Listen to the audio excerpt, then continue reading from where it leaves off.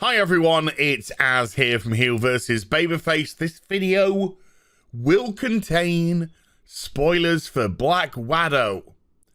If anyone actually gives two hoots about the film. Before we go, though, into the main body of information, let's just see how it's doing at the box office, and it seems to be doing pretty well at the box office. I didn't think it would.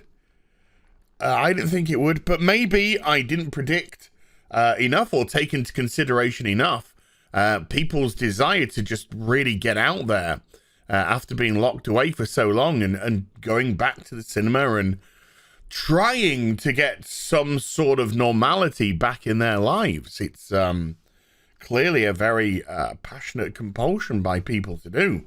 That said, I do think, even though we're just going into the first week of the movie, I do think this movie is going to really struggle in its second week. Now that all the reviews are in, and let's just be honest, even the most flattering of reviews are not particularly flattering at all. So, it's essentially doing what was predicted. It was predicted to have an 80 million box office domestic weekend. That's exactly what it had. I think Disney predicted it'll do about 60 million, but we know that that was a low ball. I think it was initially 60 to 80 million that they predicted anyway. So it came within the remit of that. Internationally, it brought in another 78 million. So you do have to say, I mean, obviously, depending on how many international markets it opened up on, that's not exactly setting the world on fire internationally.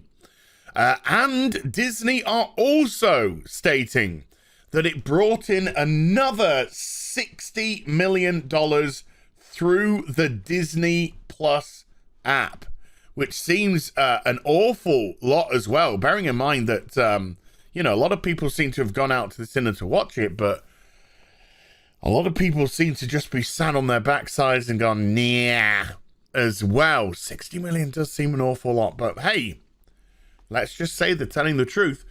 This movie's got a lot of money to make back. It's been sat on the shelf for a long time, just losing money. On top of that, this had a $200 million budget to get themselves out of, as well, of course, as the marketing. Yeah, this movie's got to make a hefty chunk of cheddar even to break even. And it might prove to be a little bit too much, but we shall see. So, well done, I guess, you know, clapsy-poozies. It doesn't affect the quality of the movie, but okay.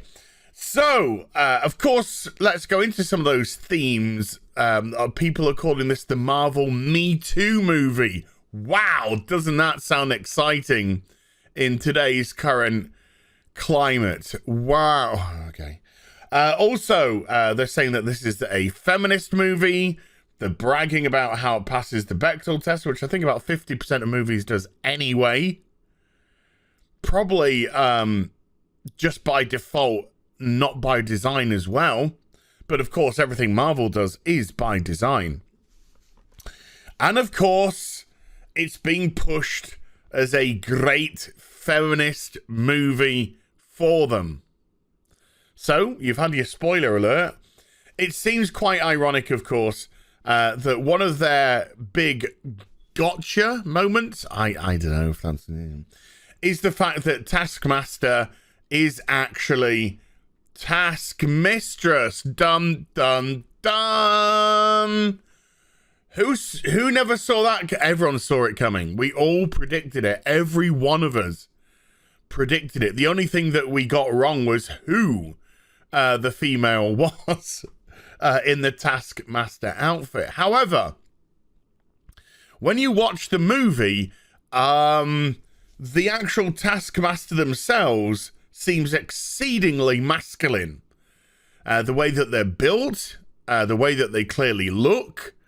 And I thought to myself, because there's one very clunky scene towards the end when they do the reveal, where it absolutely 100% looks like they have green screened this female's head onto this male's body. Anyway, people have, God bless their hearts, been doing their little bits of digging and research. And if we go into the Marvel wiki with Taskmaster, and we have a look at behind the scenes, Andy Lister was the stunt double for Olga Kurilenko in the role of Taskmaster. What? A man doing a woman's work? This is a feminist movie, of course. This is a feminist movie. So, if we jump onto IMDb, and this is Andy Lister themselves. Hi, Andy. How you doing? And if we have a look at Andy's credits, Skyfall, Wonder Woman 1984, Jason Bourne, Edge of Tomorrow, and what do we have right near the top? Black Widow, Taskmaster, lead stunt double. So in essence, because Taskmaster had a helmet on for the whole proceedings, only until that clunky end scene where I said it really looked like they had green screened the woman's face onto this masculine body, everything done by the Taskmaster was actually a man. Now, I know some of you might be saying, but that was the whole point. The whole point was everyone thought this was a man, but it was actually a woman. That's, yes, true, but that doesn't mean that you have to cast a man in the role. If you're casting a man in the role, then you're essentially saying this role was actually made for a man, but the gotcha moment was a female. You would still, if you had the belief of your own convictions, you would have still had the outfit the way it was, but with a female in that costume. Now, of course, there is plenty of like jumpy, roundy, spinny, poopy, whoopy stuff going on with the Taskmaster. Lots of stunt. There you go. Hi, Andy. How you doing? What's it like being a woman? Doing a stunt double. Oh, hi, Andy. There you go. Oh, there's Andy again. There's Andy. Oh, there's Andy again. There's Andy doing all of it. Doing all of it. That doesn't give a particularly strong message about the strong woman that you're trying to push here. And again, it just shows, of course, that if you follow the comics anyway, Taskmaster is male. It just proves that you wanted a silly gotcha moment to put another woman into the movie, because I tell you what I want, what I really, really want, you know, somebody at Marvel really likes the Spice Girls. And so you had to do it through a man.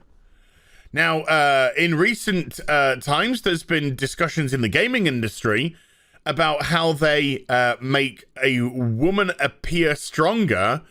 And essentially, the way that these designers, and these are designers from like Guerrilla Games, you know, Horizon Zero Dawn, etc. The reason that they gave for making women stronger was essentially to give them masculine features. Because they're so desperate to create these strong women. But as I've said time and time again, all they are essentially doing is creating men. They're acting like men, they're behaving like men. They are, for all intents and purposes, men.